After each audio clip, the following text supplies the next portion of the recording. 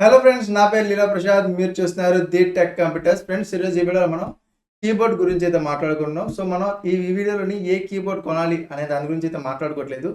So మనకి మార్కెట్లోని ఒక కొత్త కీబోర్డ్ అయితే వచ్చింది. సో దాని గురించి అయితే మాట్లాడుకుంటున్నాం. సో రెగ్యులర్గా మన ఇంట్లో వాడే కీబోర్డ్స్ అయితే చూస్తూ ఉంటాం, లేదా ఆఫీస్ వర్క్కి సంబంధించిన కీబోర్డ్స్, లేదంటే కనుక గేమింగ్ కీబోర్డ్స్ అయితే చూస్తూ ఉంటాం. అవి మన మెకానికల్ కీబోర్డ్స్. ఆ రెండు కాకుండా మనకి మార్కెట్లో డిఫరెంట్ వెరైటీ టైప్స్ ఆఫ్ మనకి కీబోర్డ్స్ అయితే లభిస్తాయి కదా. దాంట్లో ఒక టైప్ మనకి ఫోల్డబుల్ కీబోర్డ్.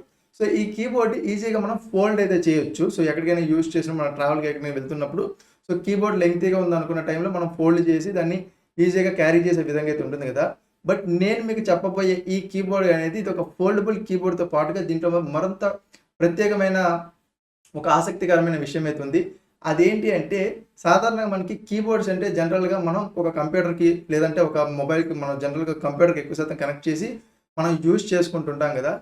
బట్ ఈ కీబోర్డ్లో ఉన్నటువంటి ప్రత్యేకత ఏంటంటే, ఈ కీబోర్డ్లోనే మీకు ఒక పీసీ అయితే రావడం అయితే జరుగుతుంది. ఎస్, మీరు విన్నది కరెక్ట్. ఈ ఏదైతే కీబోర్డ్ ఉంది కదా, దీంట్లో మనకి ఎంటైర్ ఒక పీసీని అయితే దీంట్లో మనకి డిజైన్ చేయడం అయితే జరిగిందనమాట. సో ఈ కాన్సెప్ట్ విన్నప్పుడు నాకు చాలా అద్భుతంగా అయితే అనిపించింది. సో దీన్ని చైనాలోని ఒక లింగ్ లాంగ్ అని చెప్పి ఒక పీసీ మేకర్ కంపెనీ అయితే ఉంది. సో వాళ్ళైతే దీన్ని డిజైన్ చేయడం అయితే జరిగింది.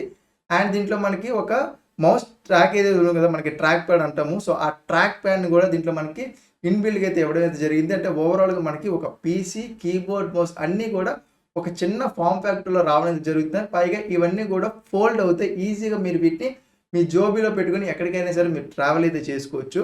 సో దీని యొక్క స్పెసిఫికేషన్ గురించి మనం మాట్లాడుకుంటే, ఇది మనకి ఏఎండికి సంబంధించిన ప్రాసెసర్తో రావడం అయితే జరుగుతుంది. మనకి ఏఎండి రైజన్ 7 8840U అనే ప్రాసెసర్తో రావడం అయితే జరుగుతుంది. ఇది మనకి 8 కోర్స్ అండ్ 16 థ్రెడ్స్తో అయితే మనకి ఈ ప్రాసెసర్ అయితే ఉంటుందన్నమాట. అండ్ ఇది మనకి రెండు వేరియంట్స్లో అయితే లభిస్తుంది. ఒకటి 16GB వేరియంట్, రెండు 32GB వేరియంట్.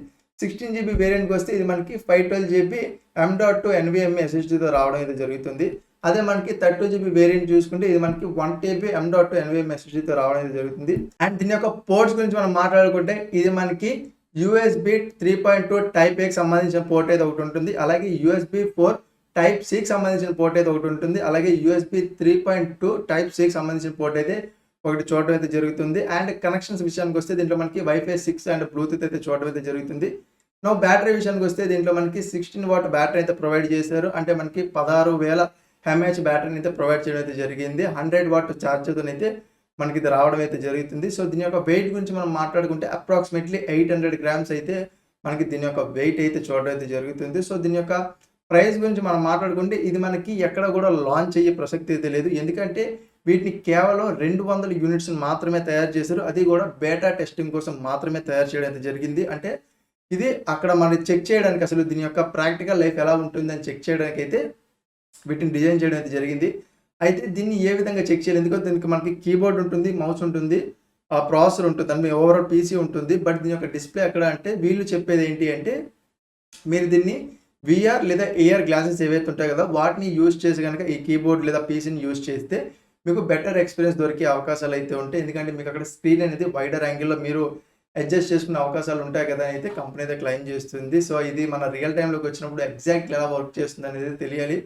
సో ప్రస్తుతానికి అయితే వీళ్ళు ఒక 200 యూనిట్స్ మాత్రమే డిజైన్ చేశారు. అవి కూడా బేటా టెస్టింగ్లో అక్కడక్కడ ఇచ్చారనమాట. సో ఇది యాక్చువల్గా రిటైల్కి ఎప్పుడు వస్తే ఇది చైనాలో మాత్రమే వస్తుందా లేదా గ్లోబల్గా వస్తుందని అయితే ఇంకా తెలియాల్సి అయితే ఉంది. సో దీని యొక్క ప్రైస్ గురించి మనం మాట్లాడుకుంటే, వాళ్ళు చెప్తున్న క్లైమ్ ప్రకారం ఏదైతే మనకి 16GB వేరియంట్ ఉంది కదా, 16GB ఆఫ్ మనకి ర్యామ్ అండ్ 512GB ఆఫ్ SSDకి సంబంధించిన ప్రైస్ గురించి మనం మాట్లాడుకుంటే, ఇది మనకి అప్రాక్సిమేట్గా 41,000 రూపాయల దగ్గరలో అయితే ఉందన్నమాట. అండ్ అదే మనకి మన 32GB variant and 1TB storage కలిగిన మన ఈ కీబోర్డ్ గురించి మనం మాట్లాడుకుంటే, ఇది అప్రాక్సిమేట్గా 49,000 రూపాయలు లేదా 50,000 రూపాయల దగ్గరలో అయితే ఉంది. చాలామంది దీని మీద కంప్లైంట్ చేస్తున్నారు. దీని బదులు మేము ఒక ల్యాప్టాప్ని కూడా తీసుకోవచ్చు కదా, ఇదే ప్రైస్ రేంజ్లో వస్తుంది, దాంట్లో మనకి ఇన్బిల్ట్ డిస్ప్లే ఉంటుంది, సో ఓవరాల్ అది ఫీచర్గా పనిచేస్తుందని చెప్పి. బట్ దీంట్లో ఉన్నటువంటి నాకు పర్సనల్గా ఇంట్రెస్ట్ కలిగిన విషయం ఏంటి అంటే, దీన్ని మీరు ఈజీగా ఫోల్డ్ చేసుకోవచ్చు. ఏదైతే ఫోల్డ్ చేస్తాం కదా, ఒక సైడ్ మనకి బ్యాటరీ ఉంటుంది, మరో సైడ్ ఓవరాల్ పీసీ అయితే ఉంటుంది.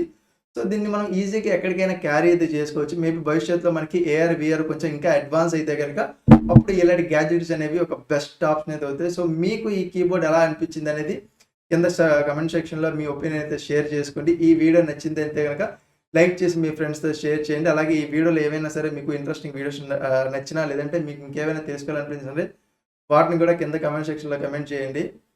ఇలాంటి ఇంట్రెస్టింగ్ వీడియోస్ కోసం మన ఛానెల్‌ని సబ్స్క్రైబ్ చేసుకొని బెల్ నోటిఫికేషన్ అయితే యాక్టివేట్ చేసుకోండి. నేను మీకు మరొక ఇంట్రెస్టింగ్ వీడియోతో నేను మీ ముందుకైతే ఉంటాను. అంతవరకు సైనింగ్ ఆఫ్. బాయ్.